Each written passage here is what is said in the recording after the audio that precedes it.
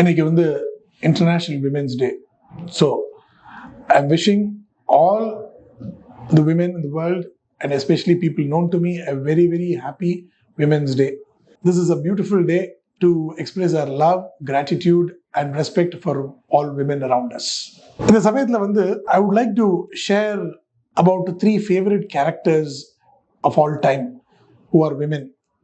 என்னுடைய favorite characters from our இதிஹாச Purana, from our history. முதலாவது சீதா மாதா. நம்ம எல்லாருக்கும் வந்து சீதையை வந்து ராமாயணத்தில் படிக்கும் பொழுது நம்மளுடைய ஃபோக்கஸ் எப்படி இருக்கும்?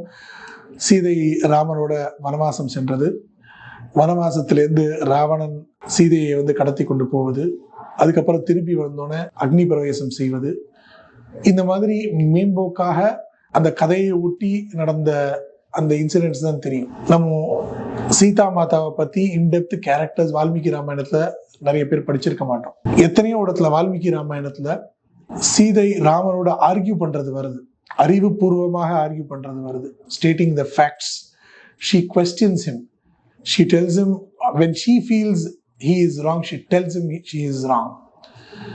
இந்த பாரதியார் பாடல்கள்ல வரும் இல்லையா, நிமிர்ந்த நடையும் நேர்கொண்ட பார்வையும் நிலத்தினில் யாருக்கும் மஞ்சாத நெறிகளும் அப்படின்னு.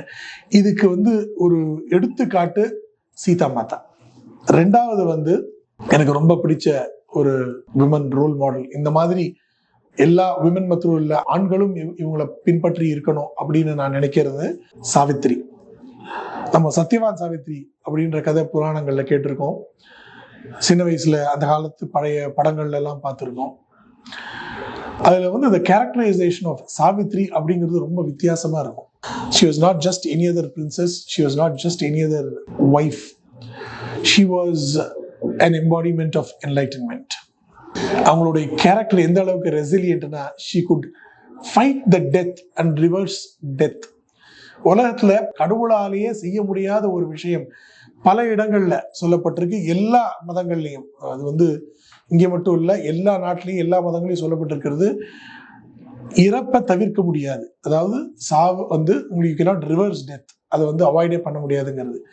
அப்படிப்பட்ட ஒரு விஷயத்தை ரிவர்ஸ் பண்ணி அதை அவாய்ட் பண்ண ஒரு பெண்மணி தான் வந்து Savitri. She was, her adherence to the truth and her adherence to what she thought was right was very, very strong, and she is my role model. எனக்கு இதை பிடிக்கிறதுக்கு இன்னொரு பெரிய காரணம் உண்டு. நான் வந்து I am a very big fan of Shri Aurobindo's Savitri. பெரிய புஸ்தகம், நிறைய வால்யூம்ஸ்ல வரும். The entire thing is a continuous poetry. புரியறதே பல பேருக்கு ரொம்ப ரொம்ப கஷ்டம்.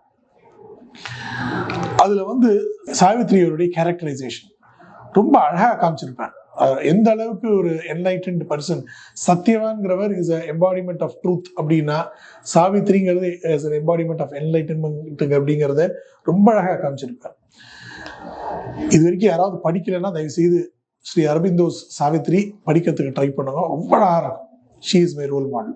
என்னுடைய மூணாவது ரோல் மாடல் அப்படின்னாக்க மைத்ரேயி. மைத்ரேயி யக்ஞவல்கிய மகரிஷியுடைய மனைவி. She was an ancient Indian philosopher. அத்வைத சித்தாந்தத்தை ஜனகருக்கு சொன்னவர். ஜனக மகாராஜா யக்ஞவல்கியருடைய சிஷ்யர். அப்பொழுது ஜனகருக்கு எடுத்து சொன்ன ஒருத்தர் மைத்ரேயி. உபனிஷத்துகள்ல வந்து யக்ஞவல்கிய மகரிஷிக்கும் மைத்ரேயிக்கும் இருக்கிற ஒரு டயலாக் ரொம்ப ரொம்ப ஃபேமஸ்.